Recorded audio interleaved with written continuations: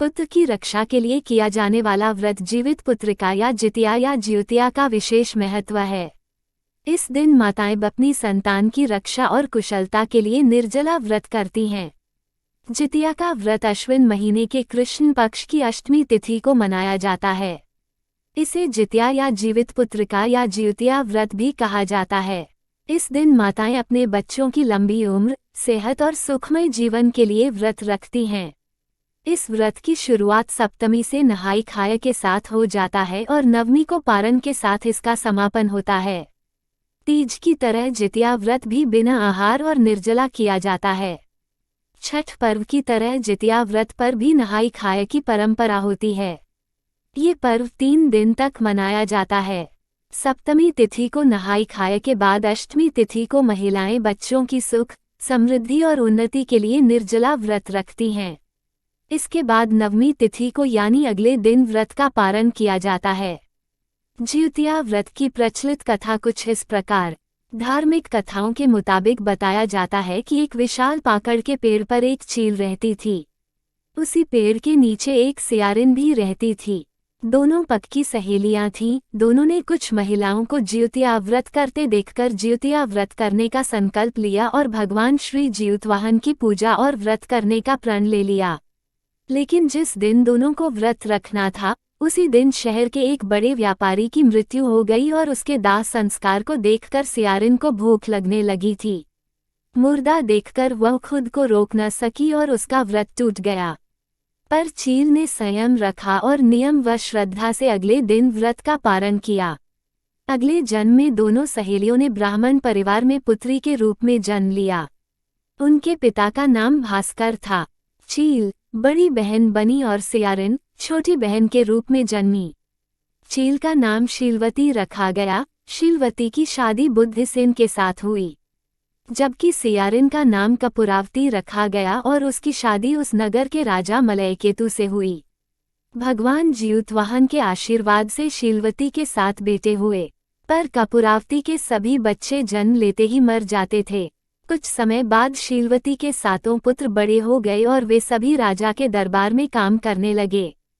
कपूरावती के मन में उन्हें देख ईर्ष्या की भावना आ गई। उसने राजा से कहकर सभी बेटों के सर कटवा दिए। उन्हें 7 नए बर्तन मंगवाकर उसमें रख दिया और लाल कपड़े से ढककर शीलवती के पास भिजवा दिया। ये देख भगवान ज्योतवाहन ने मिट्टी से 7 भाइयों के सिर बनाए और सभी के सिरों को उसके धड़ से जोड़कर उन पर अमृत छिड़क दिया। इससे उनमें जान आ गई। 7 युवक जिंदा हो गए और घर लौट आए। जो कटे सिर रानी ने भेजे थे वे फल बन गए। दूसरी ओर रानी कपूरावती बुद्धसेन के घर से उसके बेटों की मृत्यु की सूचना पाने को व्याकुल थी। जब काफी देर बाद भी सूचना नहीं आई तो कपूरावती स्वयं बड़ी बहन के घर गई। वहां सबको जिंदा देखकर वह सन्न रह गई और बेहोश हो गई। जब उसे होश आया तो बहन को उसने सारी बात बताई। अब उसे अपनी गलती पर पछतावा हो रहा था। भगवान ज्योतवाहन की कृपा से शीलवती को पूर्व जन्म की बातें याद आ गईं। वह कपूरावती को लेकर उसी पाकड़ के पेड़ के पास गई और उसे सारी बातें बताईं।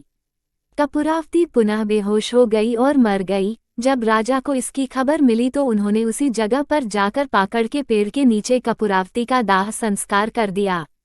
ऐसी मान्यता है कि जो महिलाएं जितिया व्रत को रखती हैं उनके बच्चों के जीवन में सुख शांति बनी रहती है और उन्हें संतान वियोग नहीं सहना पड़ता। इस दिन महिलाएं पितरों का पूजन करती हैं एवं अपने बच्चों की लंबी आयु की भी कामना करती हैं। इस व्रत में माता जीवित पुत्रिका और राजा जीमूतवाहन दोनों की पूजा की जाती है एवं पुत्रों की लंबी आयु के लिए प्रार्थना की जाती है। सूर्य को अर्घ्य देने के बाद ही कुछ खाया पिया जाता है। इस व्रत में तीसरे दिन भात, मरुआ की रोटी और नोनी का साग खाए जाने की परंपरा है। व्रत के दिन व्रती को चाहिए कि सुबह जल्दी उठकर स्नान करने के बाद सूर्य नारायण की प्रतिमा को स्नान कराएं। पीली मिट्टी और गाय के गोबर से चील व सियारिन की मूर्ति बनाएं। इसके बाद धूप, दीप आदि से आरती करें और भोग लगाएं। कुशा से बनी जीमूतवाहन की प्रतिमा को धूप दीप, चावल, पुष्प आदि अर्पित करें। इस व्रत के पारण के बाद महिलाएं जितिया का लाल रंग का धागा गले में पहनती हैं। व्रती महिलाएं जितिया का लॉकेट भी धारण करती हैं। विधि विधान से पूजा करें और व्रत की कथा अवश्य सुनें।